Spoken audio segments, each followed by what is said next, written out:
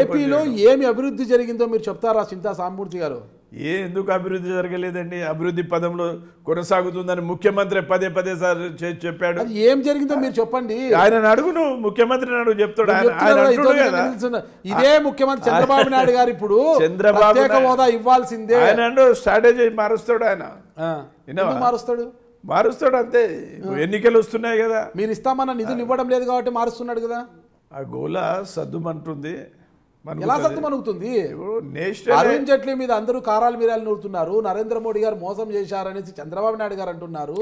రాజీనామాలు చేయడానికి సిద్ధపడుతున్నారు ఎంపీలంతా కూడా, వైసీపీ ఎంపీలు, టీడీపీ ఎంపీలు అంతా ఎవరికి వారుగా. కాలం నిర్ణయిస్తుందండి, అన్నిటికీ కాలం నిర్ణయిస్తుంది. అభివృద్ధి సాధ్యం అంటారు, మళ్ళీ కాలం నిర్ణయిస్తుంది.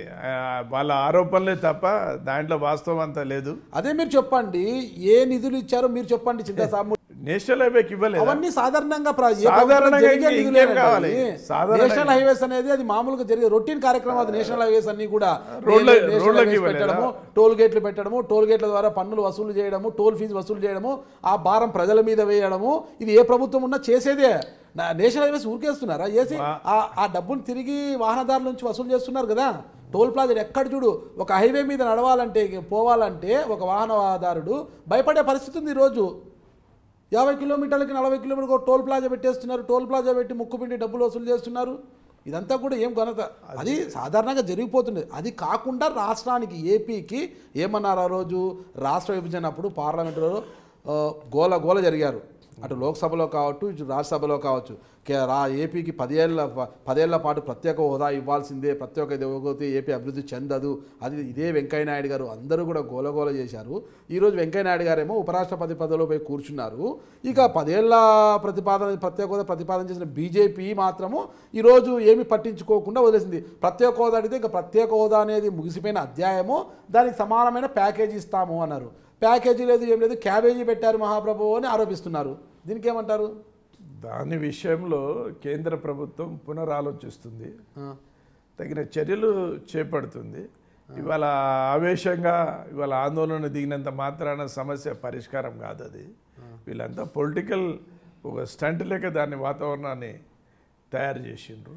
ఎందుకు అంత అవసరం ఏమొచ్చిందంటారు చంద్రబాబు నాయుడుకి? చంద్రబాబు నాయుడు కానీ గొంతమ్మ కోరికలు, ఈయన కోరికలన్నీ తీర్చేటందుకు ఇవాళ కేంద్ర ప్రభుత్వం సిద్ధంగా లేదు. కోహినూర్ డైమండ్ కావాలన్నారా?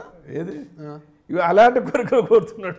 అది ఆ కోరిక ఏదో చెప్తే మేము వింటాం. అలాంటి కోరికలే అంటే కోహినూరు డైమండ్ ఇట్లాంటివి ఏమన్నా, ప్యారిస్ లాంటి మహల్, ఉన్న నిధులు ఏవైతే, వైట్ హౌస్ లాంటి మహల్, ఇలాంటివి ఏమైనా కావాలన్నా నిధులు ఏవైతే ఉన్నాయో అన్ని రాష్ట్రాలకు పంపిణీ చేయవలసి చూస్తుంది. మొన్నటి బడ్జెట్లో దేశంలో ఉన్న మిగతా రాష్ట్రాలతో తీసుకుంటే ఏపీకి ఇచ్చిన నిధులు ఎంగిలి మెతుకులు వేసినట్లు వేశారు అని ఆరోపిస్తున్నారు టీడీపీ వాళ్ళు. అంటారండి అట్లా వాళ్ళు అంటున్నారు, మీరేం చెప్తారు?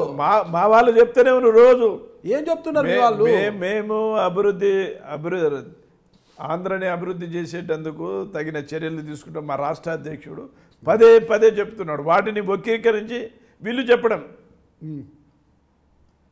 అవన్నీ కాలం చెల్లిపోయినాయి. ఇవాళ వాళ్ళ బెదిరింపులకు ఇవాళ కేంద్రం దడిచేది లేదు.